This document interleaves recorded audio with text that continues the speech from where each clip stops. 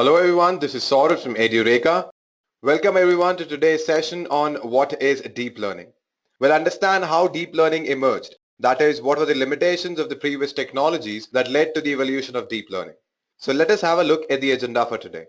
First, we'll understand what is artificial intelligence and what exactly is machine learning. Then we'll look at various limitations of machine learning and how deep learning solves or overcame those limitations. After that, we'll understand what exactly is deep learning and we'll also look at various applications of deep learning. So I hope you all are clear with the agenda. Kindly give me a quick confirmation by writing down in the chat box, or if you have any questions or doubts, you can ask me. Alright, so we have no questions. So let us move forward and understand artificial intelligence. But the first thing that we need to focus on is why artificial intelligence? Why do we need artificial intelligence? Now let us understand this with an example. So nowadays, if you have noticed, if your car exceeds the speed limit, so you'll get a letter or basically a challan at your home. How do you think that happens? Do you think that there's a person who is sitting in a chair and actually noting down all the number plates that crosses the speed limit? Well, that is not possible because there might be millions of cars that pass through that road. And at once there might be many cars that will be passing through that road. So for a human being to actually do this task is next to impossible. Now let us see another approach to this particular problem.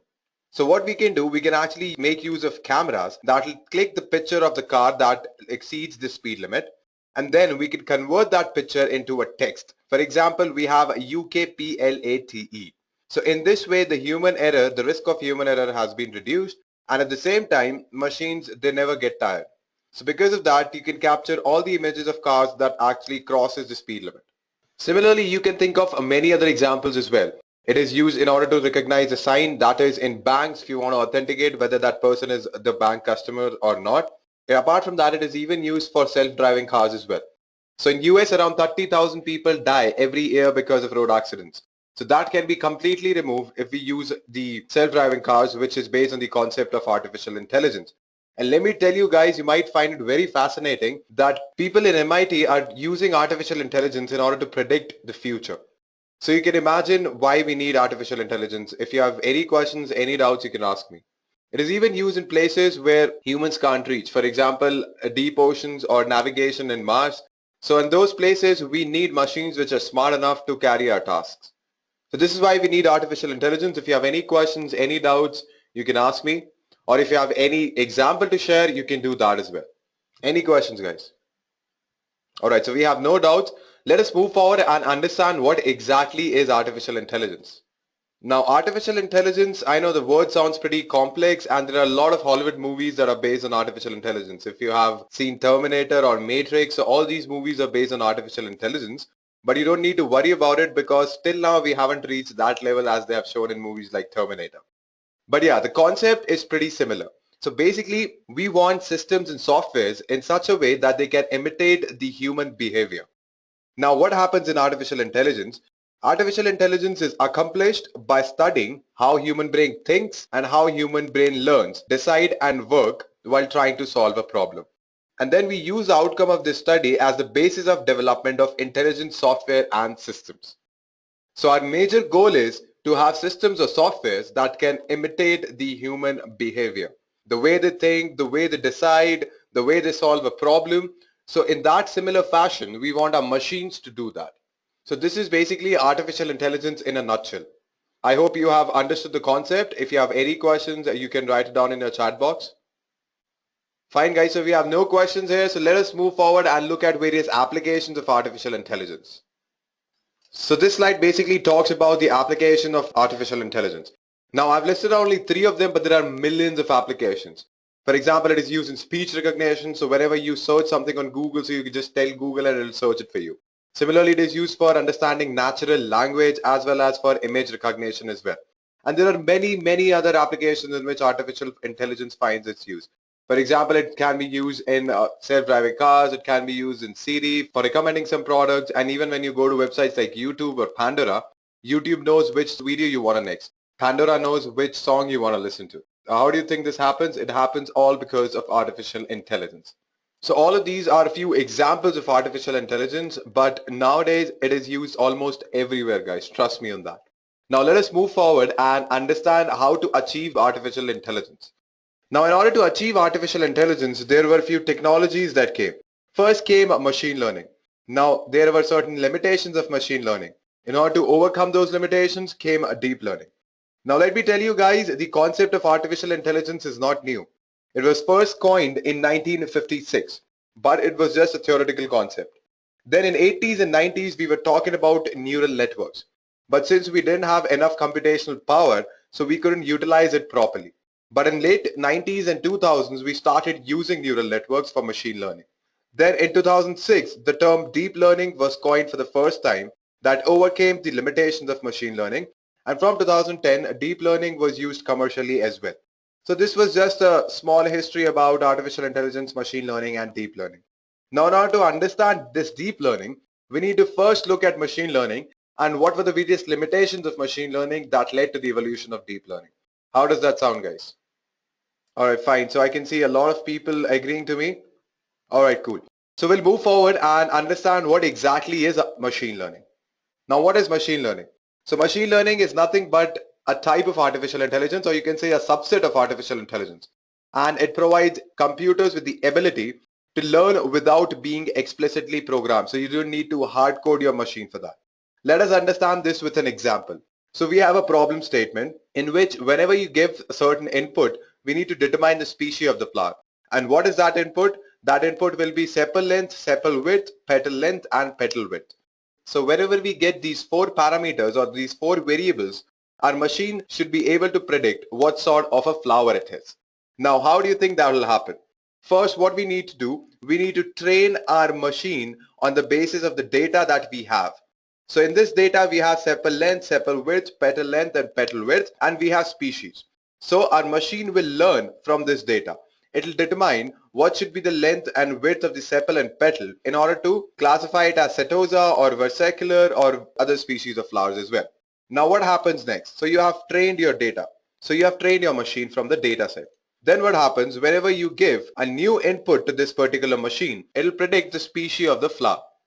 So this is how machine learning works. It is nothing but machine learning in a nutshell. So basically, I'll just revise it once more. So you have a data set. So you split that data into training and testing data.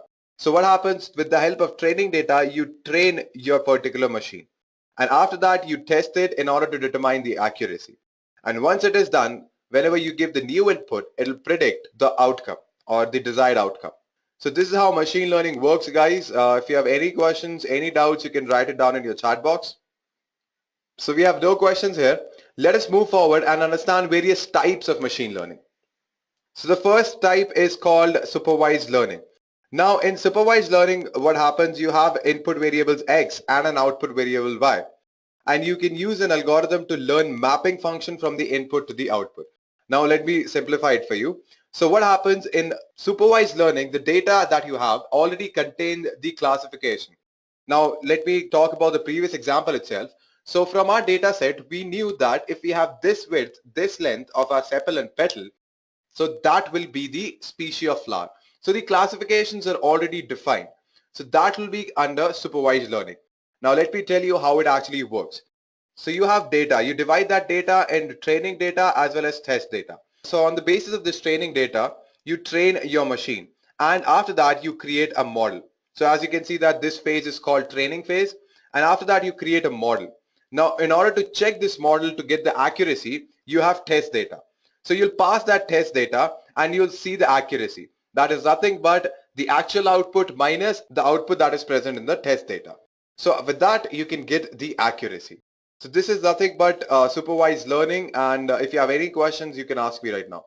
Any questions, guys? So this is all about supervised learning. We have no questions, so we'll move forward and understand unsupervised learning. Now in unsupervised learning, unlike supervised learning, you don't have any predefined classes. So what happens, you have data.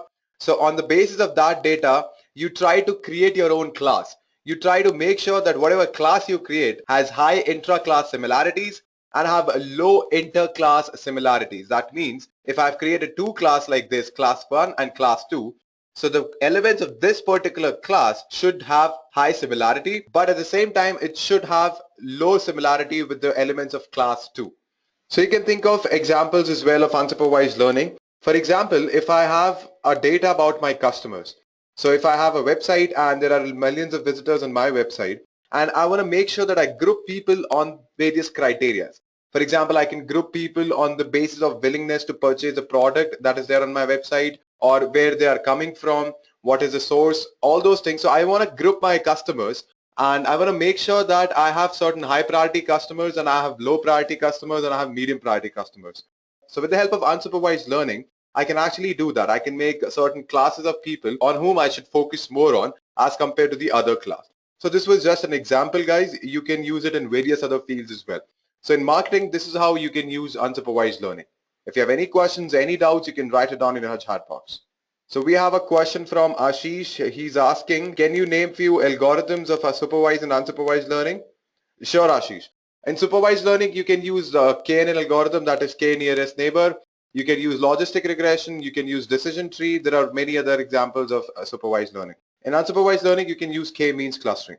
So I hope this answers your question. All right, so he's pretty satisfied with the answer. Any other questions, guys? You can write it down. So we have one more question from Theon. He's asking, what do you mean by that the information is neither classified nor labeled? All right, fine, I'll tell you. So obviously, I'll take the same example of marketing itself. So if I have few customers that are visiting my website, so the data that I have, it doesn't include that these people are of high priority and these people are of low priority, right? It is just raw data about the person who is visiting my website. But at the same time, I will be making those labels, or I'll be classifying them on the basis of priority. You're getting the difference, right? So in supervised learning, those classifications or those classes or labels are already present. But in unsupervised learning, I don't know anything about it. I am going to create my own clusters, or I'm going to create my own classes, and I'm going to group people on the basis of priority. So I hope with the help of this example, you get the point. All right, he's also satisfied with it. Fine, guys. Any other questions? All right. So this brings us to our next type of machine learning, which is called a reinforcement learning. Now, this is reinforcement learning, guys. Now, what happens in reinforcement learning? The machine learns by interacting with space or an environment.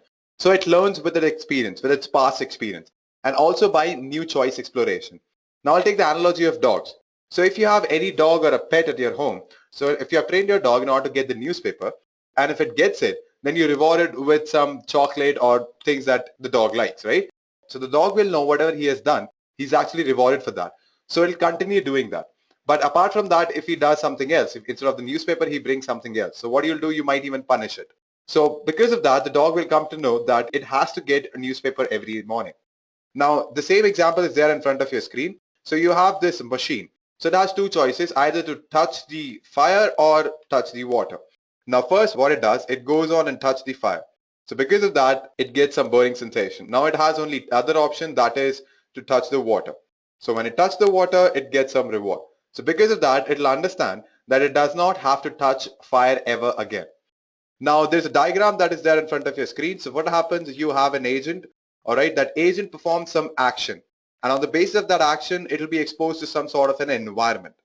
Now, if that action is correct, then it'll be rewarded with that. But if it is not, then it'll change its choice and it'll again perform some action. So this process will keep on repeating. So this is how reinforcement learning works. If you have any questions, any doubts, you can write it down in your chat box. Any questions, guys? All right, so no questions. So let us move forward and understand, when we have machine learning, why do we need deep learning? That is, we'll look at various limitations of machine learning. Now, the first limitation is high dimensionality of the data.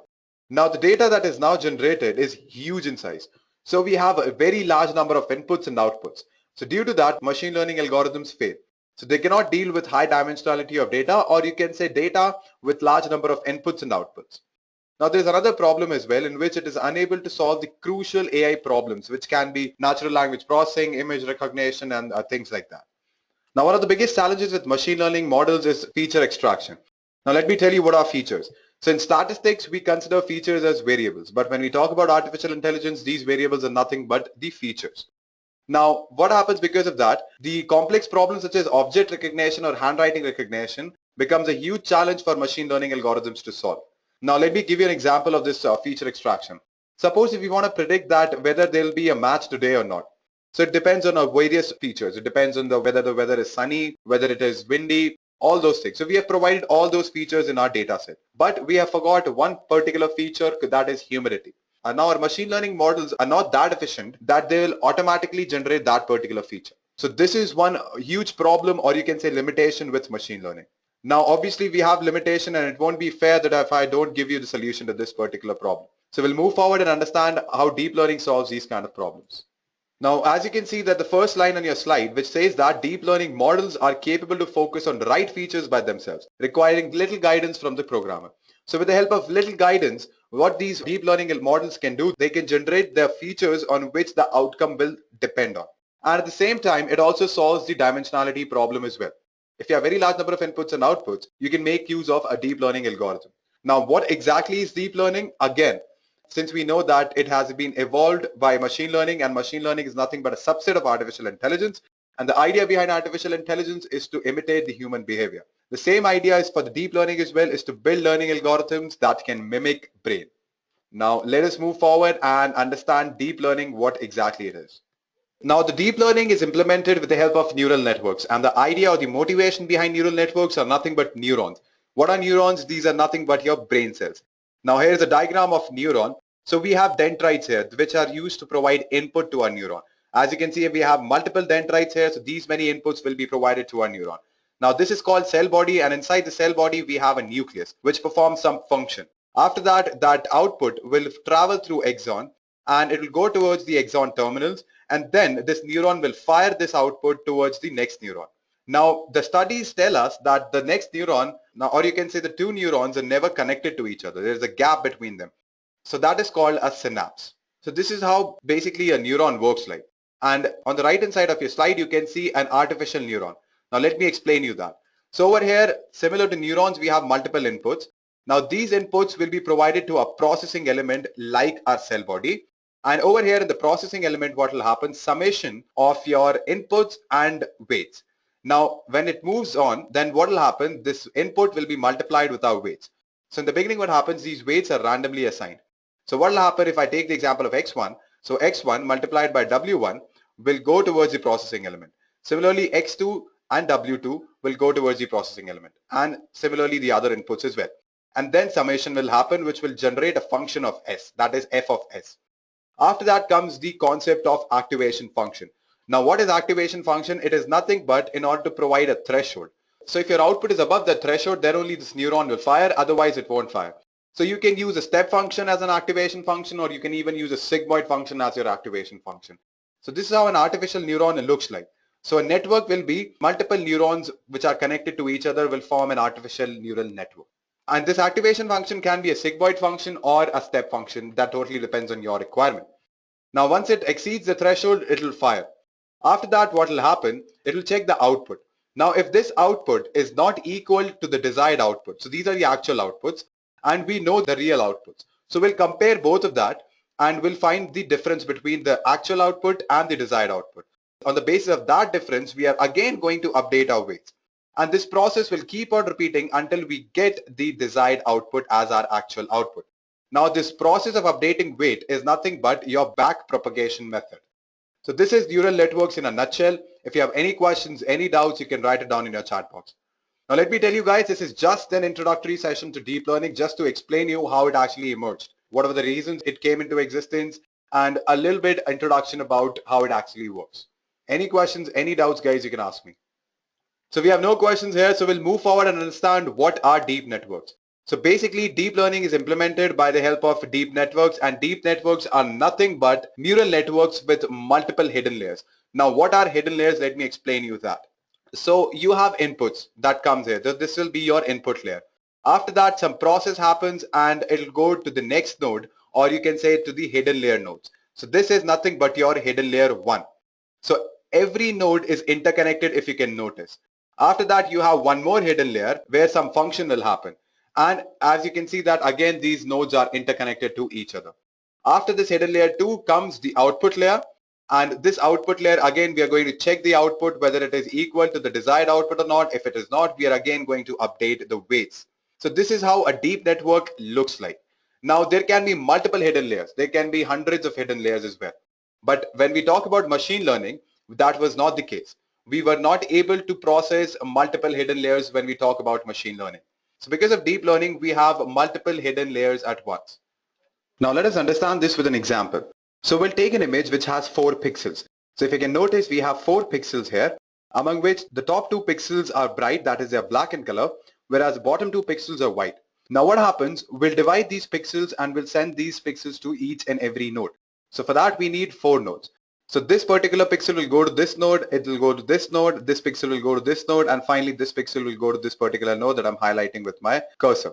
Now what happens, we provide them random weights. So these white lines actually represent the positive weights and these black lines represents the negative weights. Now this particular brightness, when we display high brightness, we'll consider it as negative.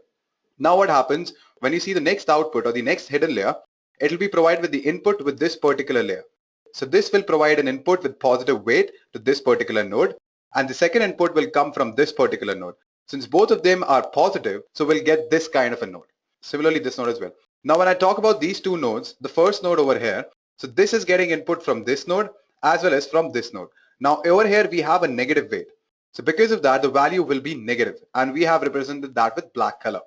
Similarly, over here as well, we are getting one input from here which has a negative weight, and we another input from here which again has a negative weight. So accordingly, we get again a negative value here. So these two becomes black in color. Now, if we notice what will happen next, we'll provide one input here, which will be negative and a positive weight, which will be again negative. And this will be also negative and a positive weight. So that will again come out to be negative. So that is why we have got this kind of a structure. If you notice this is nothing but the inverse of this particular image. When I talk about this node over here, we are getting the negative value with a positive weight, which is negative, and a negative value with a negative weight, which is positive. So we are getting something which is positive here. Now, obviously, I want this particular image to get inverse. I want these black strips to come up. So what I'll do, I'll actually calculate the inverse by providing a negative weight like this. So over here, I've provided a negative weight, it will come up. So when I provide a positive weight, so it'll stay wherever it is. After that, it'll detect, and the output you can see will be a horizontal image, not a solid, not a vertical, not a diagonal, but a horizontal. And after that, we are going to calculate the difference between the actual output and the desired output, and we are going to update the weights accordingly.